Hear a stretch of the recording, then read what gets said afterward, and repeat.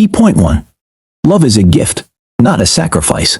Codependency is a family disease that goes from generation to generation.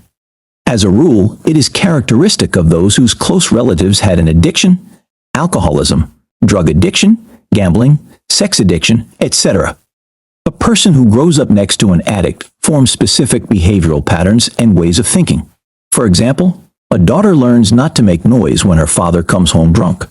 Or a brother gets used to calling all the city's drug dens when his sister disappears for several days.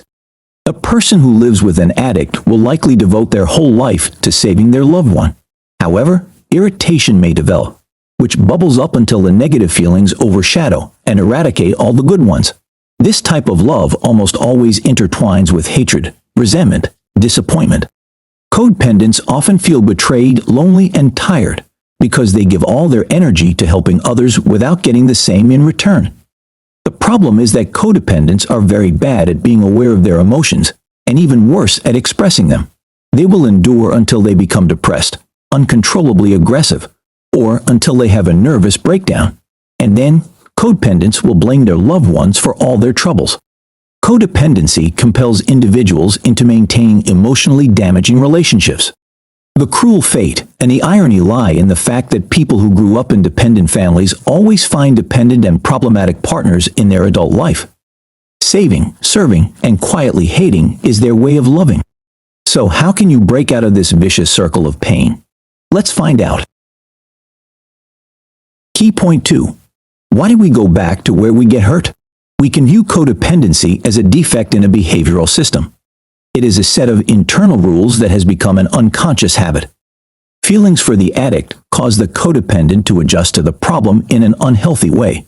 So, the codependent has learned love that harms them and their partner. It does not encourage people to improve. It only supports their existing issues.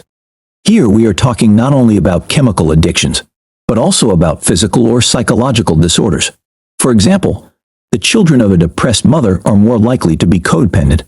After all, from an early age, they learn to adapt to their mother's mental instability.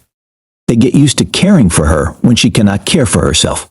In such a system of relations, the mother's needs always come to the fore. Children come to neglect or entirely ignore their desires and needs. They feel good when they help their mother feel better and are distraught if they cannot. When such children need help or attention, they feel guilty and ashamed. Giving comes to them much more naturally than receiving. The catch is that although codependents do not recognize or voice their needs and never ask for help, they still need understanding, empathy, and assistance. Moreover, codependents, sometimes even without realizing it themselves, still expect support and recognition from their loved ones. Later, the children of a depressed mother may seek solace and love in other relationships. Adult codependents hope to find someone who will give them enough love and understanding to fill the gaps in their wounded soul. They dream of getting from a romantic relationship what they lacked so much in childhood. But, as a rule, they tend to choose partners who cannot give them what they want. Why? Unconsciously, we all look for and repeat childhood patterns to experience familiar feelings, even if they are painful. Our psyche often perceives known pain as safer than unfamiliar joy. The good news is that all of this is beatable, but it takes a lot of work. Key point 3.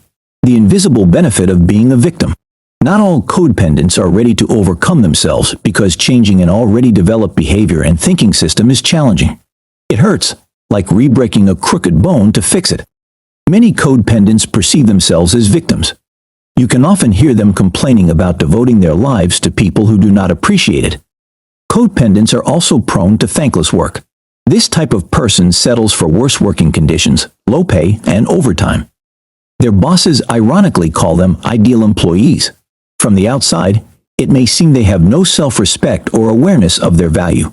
However, it is not always the case in reality. Codependents respect themselves just for helping someone selflessly, out of love, out of their spiritual depth. The fact is that there is a non-obvious secondary gain to codependency.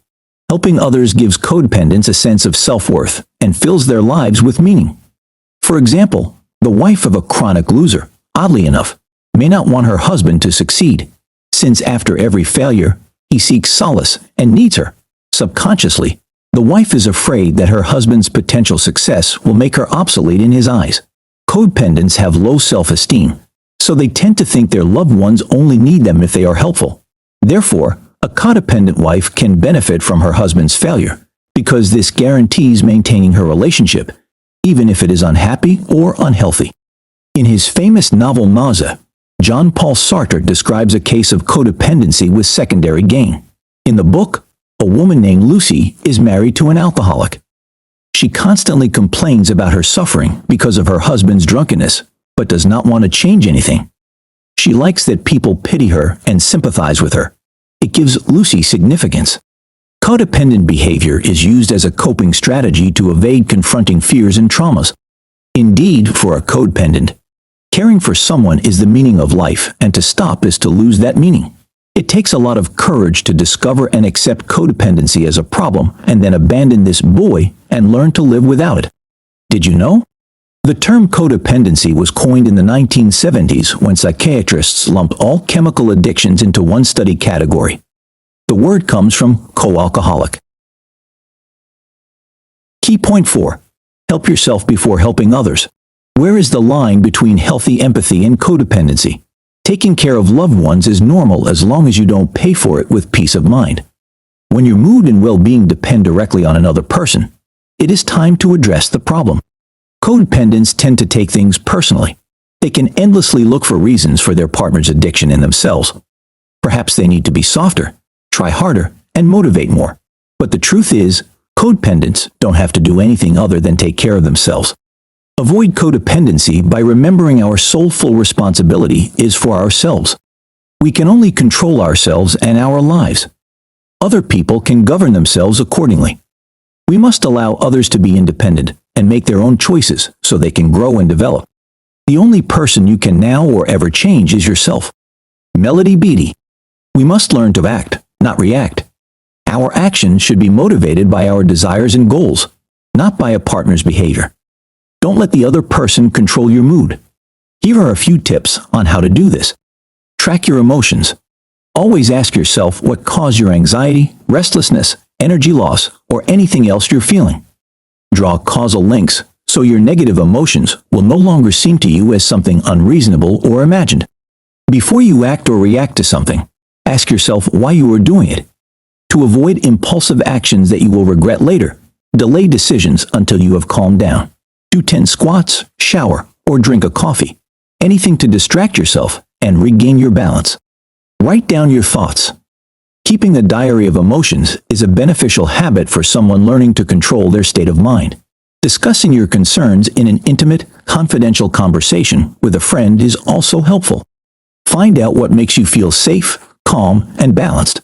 Make a list and use these methods when you think you're losing control. Key point 5. What would your inner child say? It is challenging for codependents to admit that they have a problem because on the surface, it is not them who are sick, but someone close to them. They are ready to bear responsibility for the addict, but not for themselves. They are ready to control and regulate someone else's life and not their own. After all, being responsible and kind to oneself is much more challenging than showing mercy, infinite forgiveness, and encouraging the vices of another person. However, freedom from codependency begins with acknowledging and realizing the truth about the problem. We must understand our feelings, identify them, and stop minimizing them. We need to look at our partners and see complete, fully functional individuals in them. It is essential to realize that they are not victims of their addiction, but an active accomplice who can make their own choice in favor of healing. We must articulate and verbalize what we experience. When we tell the truth out loud, we remove the veil of shame and mystery and reduce it to a simple fact. Then we can see that the problem is not so terrible and incomprehensible, and we can solve it.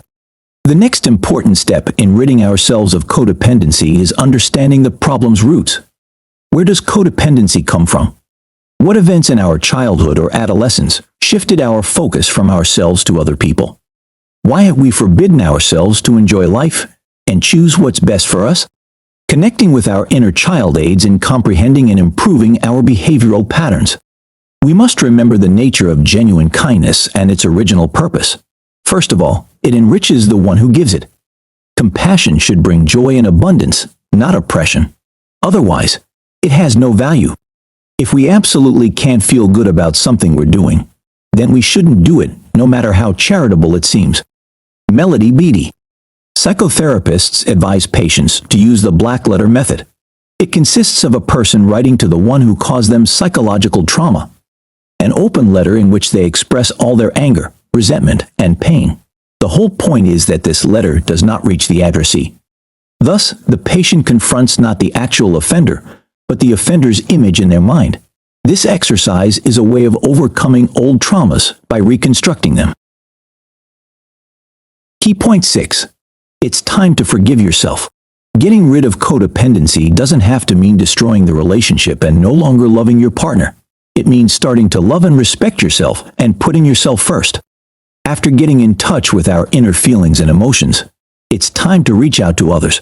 We must relearn healthy communication. Manipulation, games, and hints which predominate in codependent relationships must be left behind. Instead, we have to learn to speak openly with our partners. We should tell them what we expect from them, and what precisely about their behavior causes us negative emotions. It is also imperative to learn how to express anger. Codependents often forbid themselves from being angry because they believe it makes them bad people, but it is an ordinary natural emotion to which everyone is entitled. While communicating, we should say, "I'm angry because," instead of the usual "you made me angry" with no further explanation. In this way, we take back responsibility for our emotions and feelings. It is equally beneficial for our partners because we give them an apparent immediate reaction to their actions, which positively or negatively reinforces their behavior. When we put ourselves at the center of our lives, everything else falls into place. We live our lives by letting other people live theirs. It's excellent if our lives intertwine, bringing joy and love to our partners and us.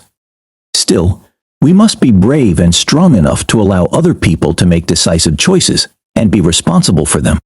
Of course, it isn't easy to overcome and reshape yourself when codependency has infiltrated your life. In overcoming it, we will have to go through the stages of denial, anger, bargaining, and depression before we come to acceptance. There will be many obstacles and setbacks along the way. But it is important to remember why we are doing this.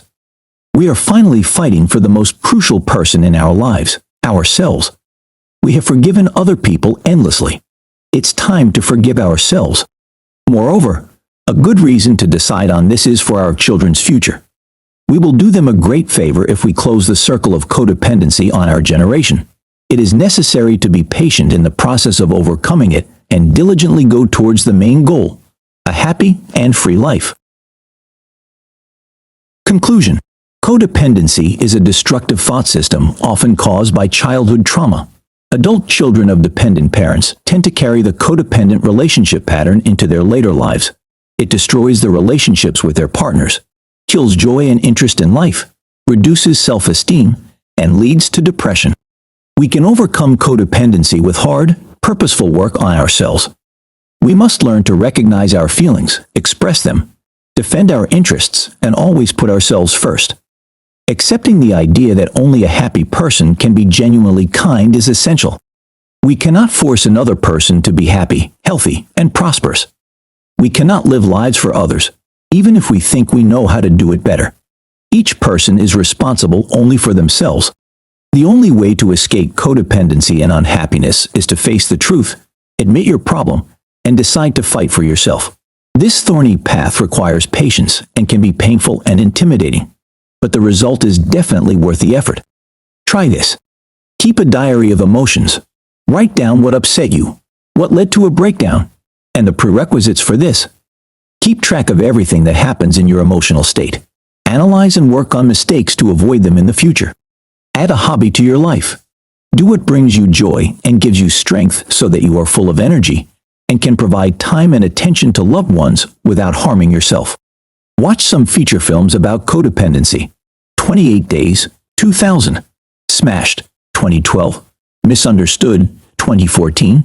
And The Glass Castle, 2017.